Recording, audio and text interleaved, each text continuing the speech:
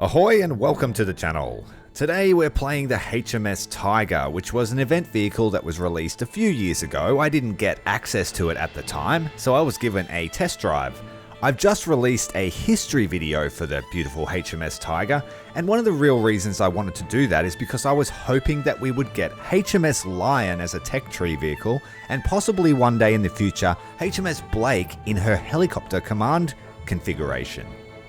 So I really want to see an expansion of those more modern vessels, and I feel like HMS Tiger is one of the more unique vessels available to the British, especially in the cruiser line. I'm not too impressed with the British cruisers, and HMS Tiger was very fun to play. She's got fast-firing 6-inch guns, 3.2 second reload, and their 76mm guns are fantastic as well. They don't overheat, but they only have a range of about 9 kilometers. Let's jump in and see what kind of mischief we can get up to in the beautiful HMS Tiger. If you haven't already, make sure you subscribe to the channel and like the video because it would really help me out. The call of war has seen us arrive at the Andaman Sea. This is a pretty close range map, one of my favorite maps, especially for a coastal boat at any tier. You generally only see it between 4.0 to 5.7 as a max. Now it looks like we've got a Nox bot squad in the match, 4-person squad, so they're all going to be Noxes. They've only got that in their entire tech tree. We know what sort of player they are. Looks like we are at 5.7, which means that I may have to fight up to sorry, I'm a bit croaky today. Have to fight up to 4 cruisers. HMS Tiger doesn't have the best armor. She's only really capable of fighting destroyers in a gunfight, direct gunfight. Oh look, we have an Atlanta. She'll be our priority, I think. We're in one of the few ships that can out rate of fire in Atlanta, although she has more in the way of 5-inch guns. Now, we've also got Admiral Hipper out there, and a swarm of destroyers behind this island. So we'll try and range in these destroyers and get some fire out. As I said before, the 3-inch guns only have a range of about 9.1 kilometers. And if you've got them twin-linked to the 6-inch guns, they also fire all the time. So at long range, you sort of have to use a lot of trigger discipline. Fortunately, they only have one shell type, so it doesn't cost any ammunition to use them non-stop.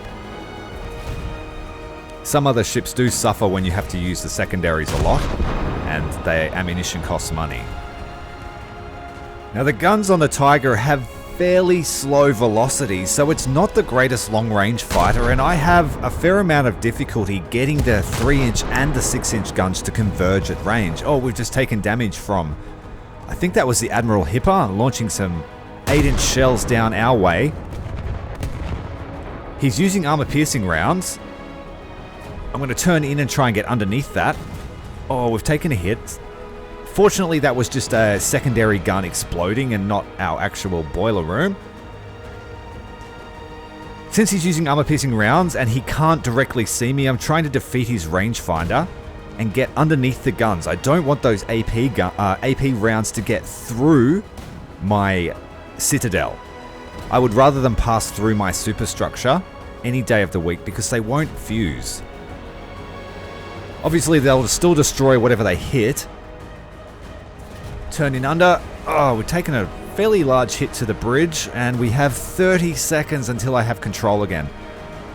Fortunately, I only had a fairly small rudder input when I took that hit, so we're taking a port turn, only a few degree turn, so that we should stay on a fairly stable course. Well, alright, we're going to get some fire down to this Moffat now. Try and get these destroyers out of the fight. I am coming into my effective range for both weapon systems now. I can't repair the other secondary gun until that bridge repair is done, otherwise it will just restart the whole process.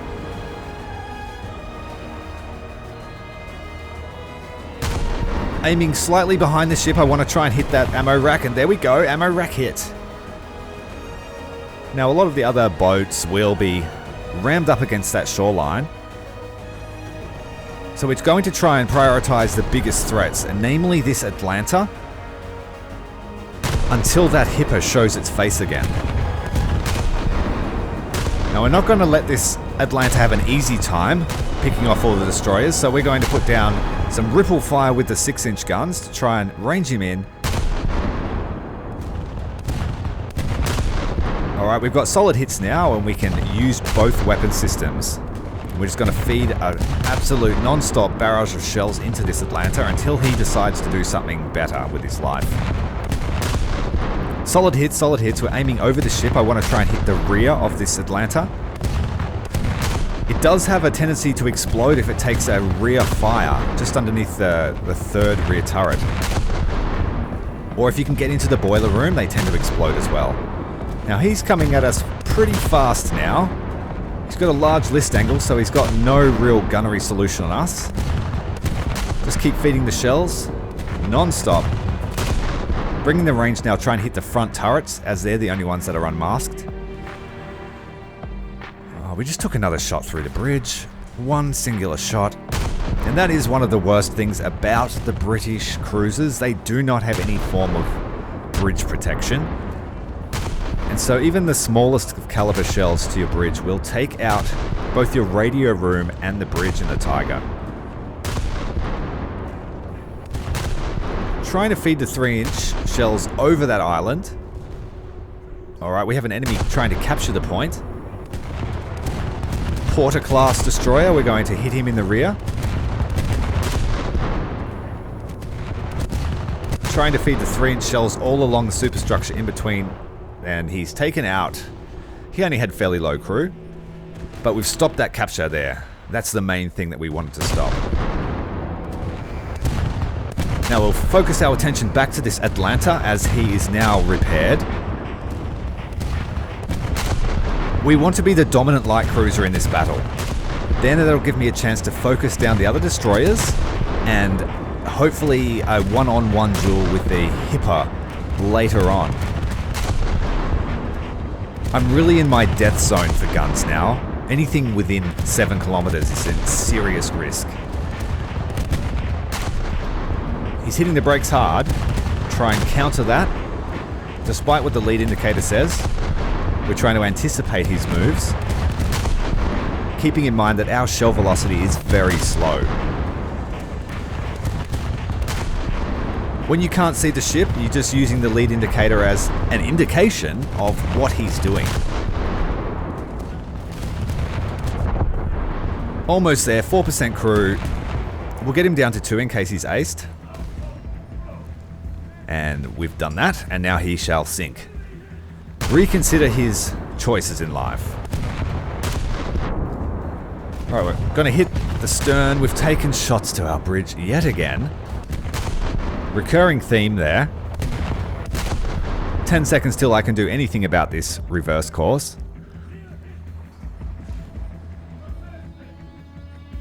Not too fussed about these destroyers. They're slightly out of my gun arc. Unfortunately, I'm not out of theirs.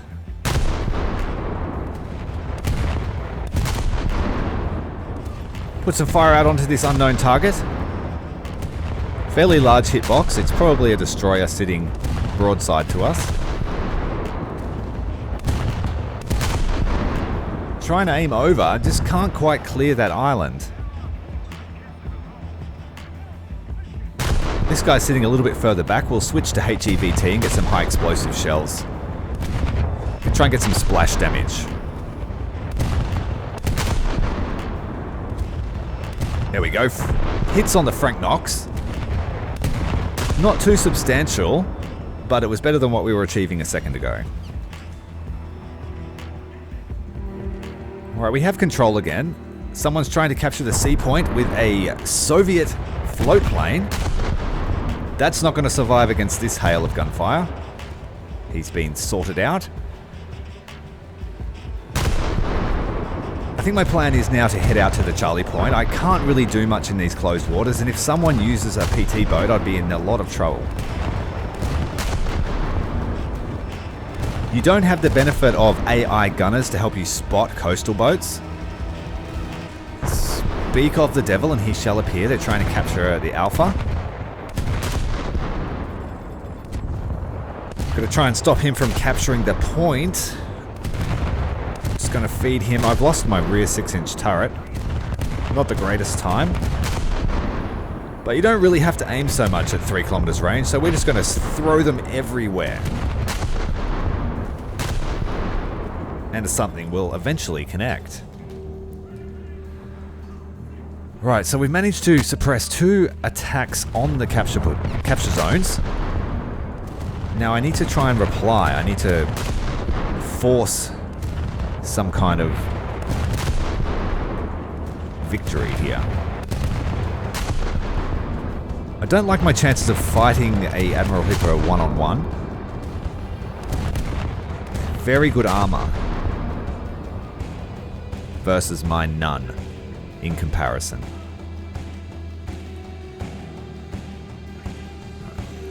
Got an aircraft up.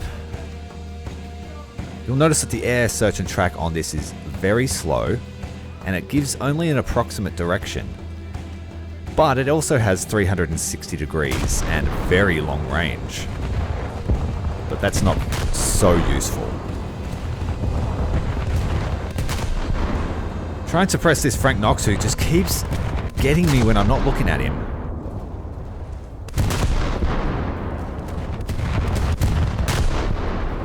Take away most of his ability to fight, at least. And where is this aircraft? Oh wait, we have a destroyer heading for the... Is it a destroyer? Heading for Bravo? Can't quite tell.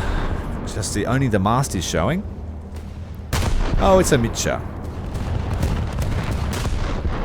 Not quite a destroyer. By War Thunder standards, anyway.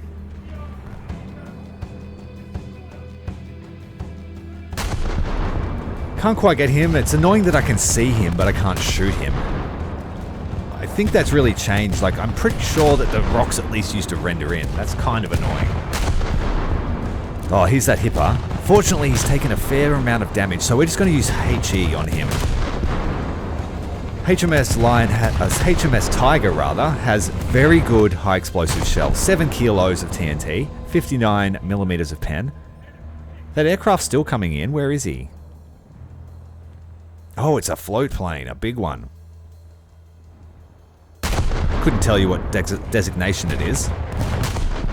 Just that it's heavy, slow, and it's not going to like what I give it. We've had critical hit.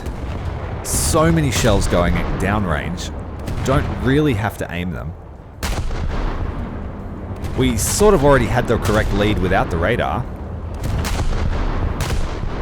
But it's useful to know exactly what he's doing in terms of closure rate. Successful hit on a PBM-1. Oh no, Mr. Hipper's come back. And we are caught, crossed. He's crossed our T. He's got a fresh heavy cruiser. He's got us sighted in. What can we do about this? Nothing but throw high explosives. I don't feel confident enough to get through his turtleback armor, just trying to wiggle around. And here's Mr. Knox here. We're going to fight this guy. This guy will be a guaranteed kill. I think it would be a futile effort to try and fight the Hipper with such low crew.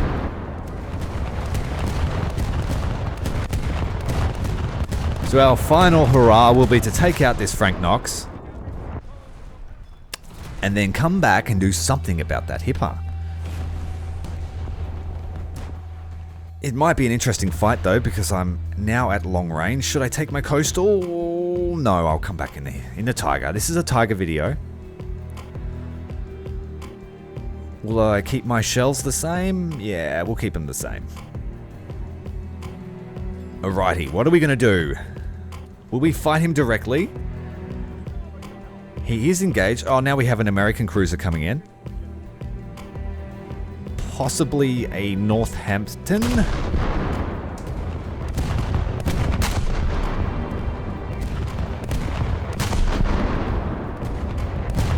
We're going to put, yeah, we're going to attack this guy first. He's a little bit more squishy than the Hipper. Hipper is a little bit busy. Kind of wasting my 3-inch shells at that range. They won't reach. But it would be nice to tag him. Oh, what have we got? A Kirov and a Porter. And that American cruiser is a Portland, so it's a little bit tougher than what I originally assessed it as. Kirov has us sighted in.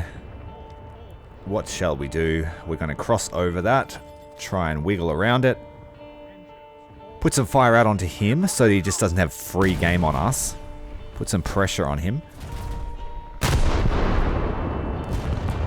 going to try for the 3 inches too. They may reach at this range. I'm going to hit him really hard. Make him have to run.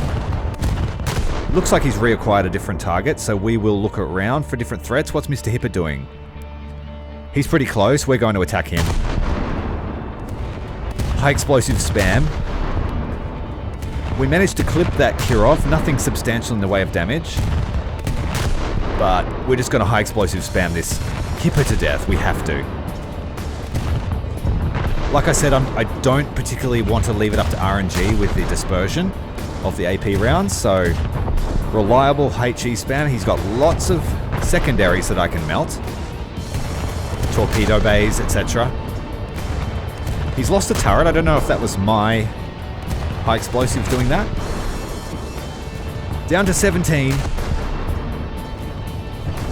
Try and hitting the rear of the ship to try and get rid of the rear emplacements and the torpedo bays. That's now complete. Heading back to the front. Come on, baby. Just hit him there amidships. 10%.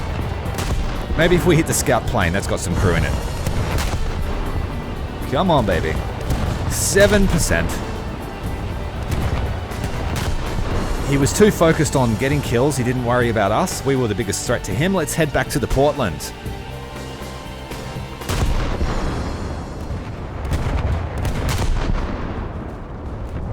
The high explosive spam tactic will be less effective against the Portland. He's got less secondaries and no torpedo bays to lose. But we'll try it anyway because we may get him to sink. He has 20% flooding. Try and hit the superstructure, the bridge, that sort of stuff.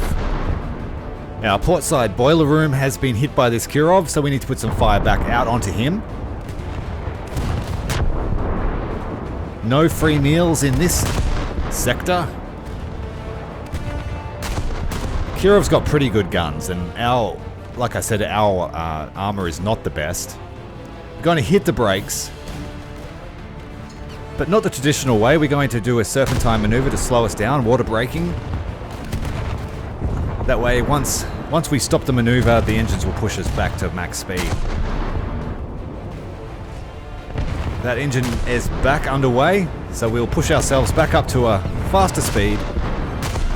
We're not doing a great amount of damage to this Kirov. He's trying to wiggle. He's done a fair amount of damage then, whatever that hit did. There's no damage on the Dole, but... oh no, we're in a lot of trouble now. We need to get some really, really evasive maneuvers underway. So we're going to turn in towards him, face him directly, and then slam her into reverse.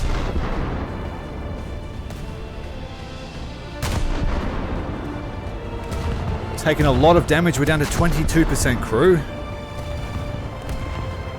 Tiger isn't so effective when she's focused down, especially in a cruiser fight. So when you get up tiered in the Tiger, it isn't so fun. You have to be very, very careful who you engage and try and stay out of direct gunfights. One bonus is her radar rangefinder does detect ships through smokes, and that includes your own smoke, so you can run away, drop a smoke screen and still shoot through it.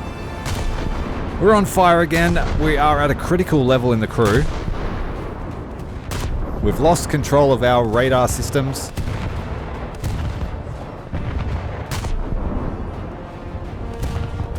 This Kirov may prove to be our downfall. We do have the advantage of the tickets, and that's the main thing. We're going for a win here. And it's basically just me fighting them.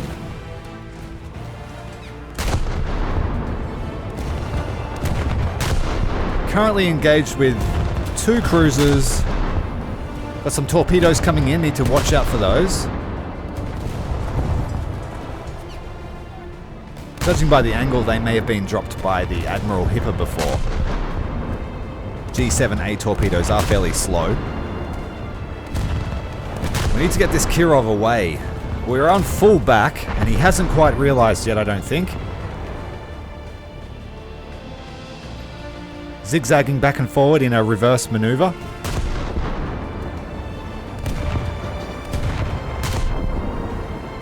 He's still firing at us, but we won't go down that easily. Gonna slam it into flank ahead. Try and get behind some cover. Turn on the radar to make sure we don't get snuck up on. That was another big hit. We're down to 13% crew. Someone just flew down in front of our bridge. Fortunately, it was an ally. There we go. We got some damage on the Kirov now. We've matched him for damage. We have flooding underway. Need to get the pumps working. Fill those breaches, men. Get the pumps underway. Kirov's down to 20%. We're going to do the reverse tricky maneuver again. And we've just lost our front magazine, I think. No, we're just on fire. That's fortunate. We've got a torpedo coming in on the port side. Make sure to straighten up and we don't stray into that. And that looks like it's the game. We didn't have a humongous amount of damage, but we did manage to stop the enemy from winning. Stopping their 3 capture rushes, 2 aircraft, terror of the sea, wingman. I'm pretty happy with that effort. So let's have a look at our earnings. With a premium count, just over 100,000, not too bad at all. We finished the daily task for today, and we came out on top. If you've enjoyed the video, make sure to smash that like button, hit subscribe because I have plenty more coming this year. Until next time, Commander Tyrael, out.